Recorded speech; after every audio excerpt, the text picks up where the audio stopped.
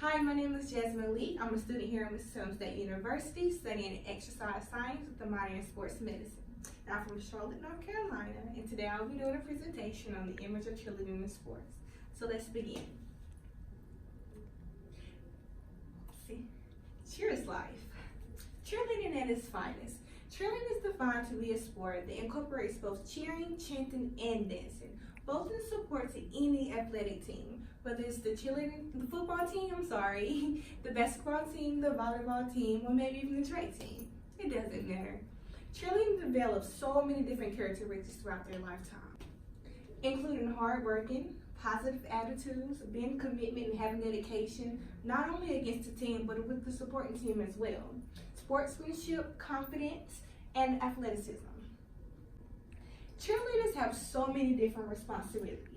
Here I have listed the 5 main responsibilities, will be the crowd leader, a spirit raiser, ambassador, athlete, and an entertainer. Nextly, I will be talking about the gender in sports. Cheerleading's origin is really similar to the American football itself. Cheerleading around the mid-80s, World War II, was really originated by only males.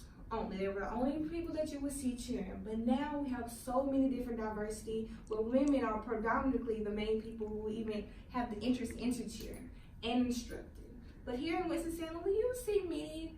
We have some couple of guys, but majority of them are women. But as you can see from the origin till now, there's been a major change. Again, cheer is life.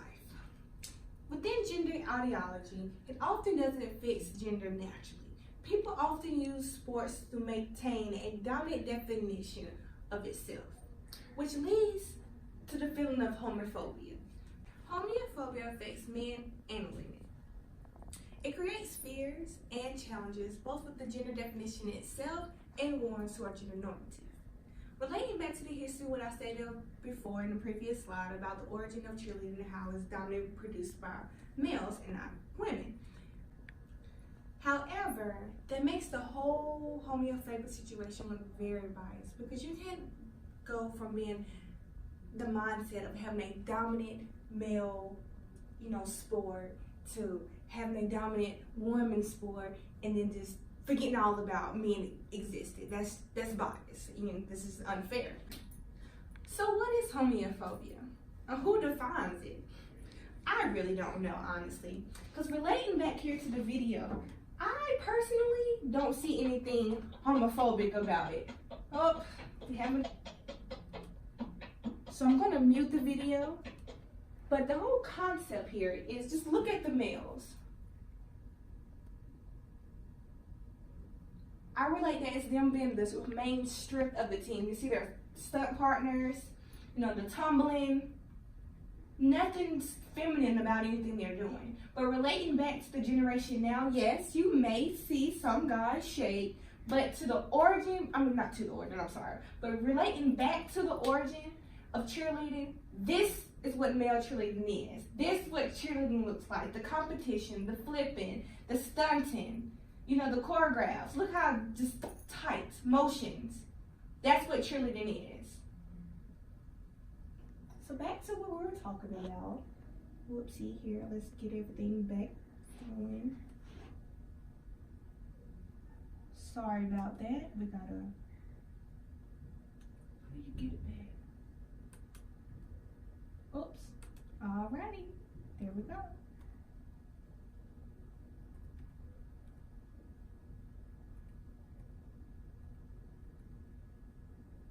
Okay. As we were talking about, homophobia. With relations to homophobia, that's when Title IX comes into play. Title IX is basically saying that no one can be discriminated or eliminated from any participation with any sport based on their ethnicity, their morality, their gender, what they look like, what they act like, what they taste like. Nothing is prohibited. And it really has opened up many doors for many different people, not only women, but men, blacks, white, Hispanic, Asians, all of the above. Within Title IX, there are many tests prescribed to many different situations to determine what's best. Within this one, The combination of interest test is the best because it not only looks at one individual sexuality, it looks at them all together within cheerleading. The whole broad, idea of having males and female cheerleaders. It makes it equal. They have the equal opportunity, the equal type of access, knowledge. They're just gaining everything is just together, organized. Yeah. Title IX really promotes equality and fairness. There are many strategies to help promote such. One would be to have a broad definition of both masculinity and femininity, and changing the way we do sports, as well as incorporating both males and females in the same sport equal, as I've shown here. Alrighty, let's get started again. We already talked about those. So next thing what we're talking about, cheerleaders being united. Alright, again, cheer is life. Sports can unite individuals, yet this does not make race and ethnicity significant within sports. Bringing people together generally doesn't promote positive results without systems depending on any consequences of racial and ethnical relations. Next, we will be talking about athleticism. Again, cheer is life. Many individuals don't believe that cheerleading is a sport, but it is. It is. Relating back to the video that I showed before with the competition between the two cheerleaders or cheer teams, that's where the definition crossover is defining cheerleading as a sport. Within competition, cheerleaders use mats, they have rules and regulations, they have to complete a routine within a good time frame, they have to hit a stunt in a good time frame, it has to be very precise, like any other sport. If you're thinking about basketball, they have to run up and down the court in a particular amount of time. They can't hold the ball in a particular amount of time. They have rules and regulations. Like, the physical activity is the same as cheerleading. Also doing competition, well, not even competition. If I can relate it back, doing some high school, we would cheer amongst different schools, different diversity, different structures, and how I related in the other video, how we have a predominantly black team and a predominantly white team. That's how it was in my high school. My school was predominantly black. And when we would travel, we would play against white schools. And we could really sit there and display difference between our team and the opposite team. We would definitely dress different. We would most definitely cheer different.